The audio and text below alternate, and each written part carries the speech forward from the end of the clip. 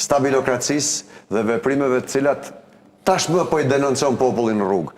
Erla, këtu në Shqipëri ka një interes shtuar të Bashkimit Evropian dhe Shteteve të Bashkuara për të vënë dorën mbi këtë vend. Ka mbaruar tranzicioni. Thjesht po shtyhet, është një kalpsirë që e mbajnë gjallë interesat caktuara, cilat ne i shohim çdo ditë.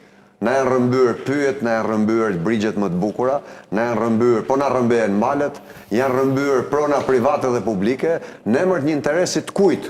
Një grupi të vogël njerëzish që duan të gëzojnë dhe të trashëgojnë gjithçka në këtë vend.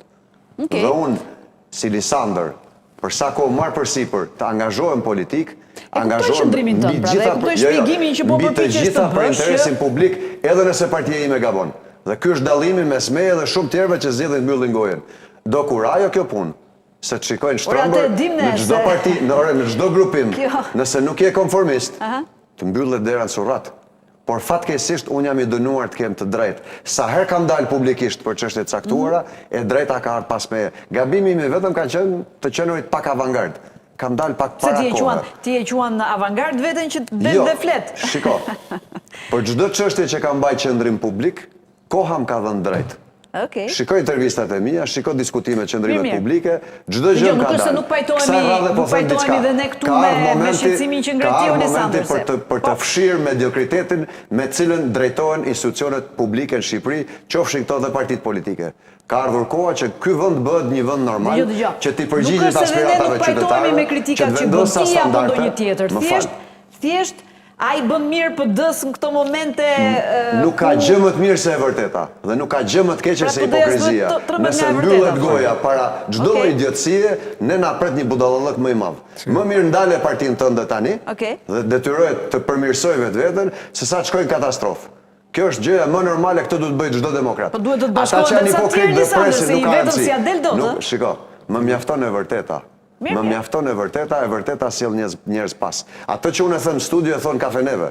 Po të paktën unë kam kurajon dal dhe t'i vë deklaratave të mia fytyrën time në studiove, them vërtetën siç është. Kjo duhet në Shqipëri sot. Kjo duhet edhe TPS-ja. Kjo duhet politikën shqiptare, nëse duam të ecim përpara. Ose rrim me hipokrizi në një vend ku ti nuk ke drejta, ku të shtypin me procedura dhe me deklarata. Prandaj dalin protestuesit o Lisander në shesh. Kjo është qasja që i duhet sot të djathtës. Kjo është qasja që i duhet sot të djathtës. Ka një boshllëk aty. Prandaj reagojmë. Okej, Tafani, kishe diçka për shtuar para se të shkojë te Ervini? Për këtë pjesën që të rikthehemi prapë tek ajo që është jashtëzakonisht e rëndë ajo që po ndodh aty procesi, edhe nuk mund të kalohet qoftë edhe me një deklaratë Berishës para mediave, apo me shpallje një rezultati të bujshëm sepse kemi dy kandidatë përballë njëri tjetrit. Me aq sa mund të kuptohet në gjithë për mënyrën se si funksionojnë partitë, është ka dalë një votim, njerëzit mund të kenë dalë me vota të barabarta, nga frika se mos i ngelet hatri, hajde shtojmë numrin. Ky është turbi i madh. Ne që kemi një farë eksperiencë në kuptimin e asaj. Nuk ka shtuar mirë numra në për këto formë. Këta kanë dalë që në këtë kuadër është shtuar, domethënë ky është rasti si ka shtuar numrat. Më dëgjoj pak, nuk ka gjë më banale mos bësh fare zgjedhje. Kjo është e turpshme. Por ata janë pushtet, po ata janë pushtet. Thotë janë pushtet, duhet të kenë parti ata që janë pushtet, s'ka statut për ata. S'ka ligj për organizim zgjedhor. Problemi është Partia Demokratike nuk mund të thotë që shko, po kur e bën ata e bëjmë ne. Mos prano më të keqen kudo qoftë, nuk ka rëndësi është TPD-ja, thjesht refuzo të keqen, more. Dhe duhet të jesh i sinqert, domethënë, kur është TPD-ja, është TPD-ja, kur është TPS, nuk ka rëndësi kush e bën. Rëndësi ka që sot kjo lloj bërit politik duhet marr fund në Shqipëri dhe pikë. Lisander, ka një standard që ata në pushtet. Po çdo thot standard. Jo, standardi është që ne kuptojmë që opozita është më relaksuar. I takon asaj që ti një alternativë më mirë. Nuk ja prishte kush nga qeveria. 300 jam meratonim. S'kishte pse bënte pastër. Kjo më duket e çuditshme. Po. Të vazhdoj këtë pjesën tjetër. Pra, mirë, vazhdoj se kam një pyetje por ju s'u keni komentuar se nisa që parë për ta shpjeguar atë pjesën e kësaj. kësaj. Kush ishte problematika që shikojmë PD, e cila është për mendimin tim ka që kur është themeluar PD-ja, jo që kur është themeluar, po që në 92 që janë larguar nga mos pashka të tjere. Ka pasur një autoritet që ka vendosur rritjen e atij numri në mënyrë të jashtëligjshme. Mirë, autoritetin që ka Berisha në atë parti e ka të padiskutueshëm, po themi, ja. Por që gjithë pranuar. Por ka një statut dhe ka baza. Tani, nëse ti vendos jashtë statutit dhe drejton partinë në mënyrë jo statutore, tregon që je autokrat. Je diktator. Pra, nuk ka rëndësi ligji, po ka rëndësi si e them unë.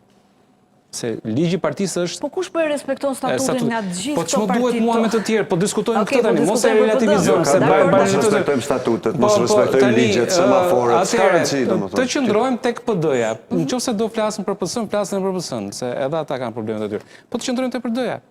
Nëse ti nuk respekton statutin, të drejton sa ashtu të tek ty, pra ta bëjmë 25 apo të bëjmë 27, si loj kungulleshkas, dhe nuk të thot njeri gjë, kjo është pika e dytë që është problematike. Nuk të thot njeri gjë. Do më thënë, gjithë ata që dalin si emra të rinj, kanë frikë, ti thonë ati që është e paliqme, je duke bërë diçka të paliqme. S'kemi mërë frikë, ja kemi thënë. Si është e mundur që ti të kesh frikë? Do më thënë, kur ti ke frikë, të thuash për një gjithë paliqme, kryetarit partisë tënde, qa besimi mund të ketë populli që nesër pas nesër ti do përplasësh me kundërshtarin tënd politik? Ti brenda partisë tënde ke frikë të flasësh për të vërtetën. Brenda partisë tënde. Mi dakord se Lisandri, dëgjoj, do ketë mundësinë besoj të Po flasë. është evidente, shikoj që kjo është aq evidente, ky numër është evident, se e din gjithë ata statutin e partisë. Qa, ti mendon që ai që kandidon për nën kryetar apo për sekretar apo tjerë nuk njeh statutin? Sa ashtu pasaj do jemi të vëjmë duart në kokë. Merë njerëz në rrugë dhe futi. Mund të jetë një mënyrë. Pra, qa morali ke ti? Çfarë morali ke? Si person, si individ. E pa nevojshme që ta bëj këtë punë, nuk e ka nevojë. Ne duhet flisnim tani për formulën të rithemelimit. Pra për rithemelim ju, e bët një rithemelim. Formulën e ripërtëritjes. E ripërtëritjes, okej. Formulën e ripërtëritjes. Dhe duhet parë kompozimi. Tani ti ke në kryesi njerëz, unë jam pro të rinjve politik. Por të rinj politik rriten gradualisht. Nëse fut kryesit një 20 vjeçar që s'ka punuar një ditë vetëm në shtet. Kush është motociklist në Po ndoshta nuk e ke parë. Se janë bërë një palë zgjedhje para një 3 javësh, këto janë të dytat, këto janë sekretariatet. Nëse fut një 20 vjeçar që se ka nocionin e shtetit, për çfarë do prodhoj ai tash? Derisa shkonin te shteti njerëz, dale se ne nuk jemi shoqat, jemi parti politike që rivalizojnë PS-n për të marrë pushtetin. Dhe ti duhet të kesh njerëzit që do rivalizojnë ministrat aty. Nëse ai s'ka konceptin e shtetit, çfarë kontributi do jap te kryesia? Tashi çfarë është kjo kryesia? Pra ne kemi pas dhe kryeministra 28 vjeç o Lisandër tani. Ka qenë Meta, mos gaboj. Më gjej një shembull të tillë, njerëz pas një lloj përvoje administrative në organet drejtuese të CDU-s në Gjermani, po themi, apo të partive si motra. Ju po flisni për vitet 90, ju po flisni për vitet 90 dhe ne nuk mund të marrim shembull 2026-ën, se çfarë ka ndodhur në vitet 90 me zotin Majko, zotin Meta, disa të rinj që s'kishin tjerë ku t'i merrnin. Dhe ata krijuan rinovimin e Partisë Socialiste, po themi. Sot nuk janë këto kushte. Sot duhen ekspert. Vërtet të rinj, po të rinj cilët kanë kaluar disa hallka. Çfarë mendimi politik mund t'jap një 20 vjeçar në kryesinë e PD-s? A ma thua dot se kjo është çudi e madhe. Edhe unë jam pro promovimit tyre, trajnim, tu hapësh rrugën përmes sistemit meritokracisë. Nuk bëhet me kuotizime djatha. Djatha është kundër kuotizimeve. Ne kemi zonja që kanë bërë betejë të jashtëzakonshme ndër vite. Është Josefina Topalli që i kanë vënë Kalashnikovin kokë, pse bën organizime për Partinë Demokratike. Ke zonjën Edith Harxhi.